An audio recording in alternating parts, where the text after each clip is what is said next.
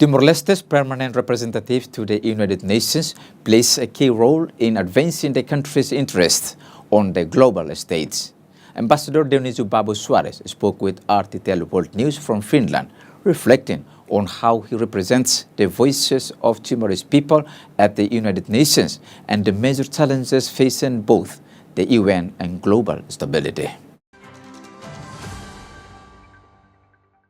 Ambassador, what is the role of the permanent representative of Timor-Leste to the United Nations? My job is to defend the national interests of Timor-Leste, shaping external relations, and at the same time, negotiating mandates across the UN system, particularly on three pillars: peace, security, human rights, and development. How do you ensure you accurately represent the people of Timor-Leste to the UN and the concerns of ordinary Timorese? Well, I start from the national interest as defined by our constitution, and as defined by our government programs and foreign policy. And then anchor it in the international rules-based order and multilateralism. I normally listen carefully to concerns from Guinea, and of course, the municipalities to engage with the civil society and the diaspora and translate those everyday realities into concrete positions on SDGs, human rights, climate, and of course, peace building at the United Nations. What have you achieved for Timor-Leste since your appointment to the UN in 2023?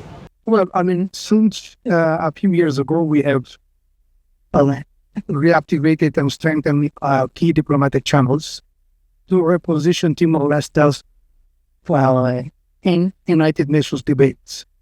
And most importantly, to advance the interests of our country, particularly on issues of sustainable development goals. And also, working in terms of the graduating from the LDC position that we are now. We have participated actively in the 6 main committee of the United Nations. We clarified our international political agenda and also made Timor-Leste more visible, more credible as a constructive and, principled partner of the United Nations and the international community. In September, you said the world seems to be willingly walking toward self-destruction.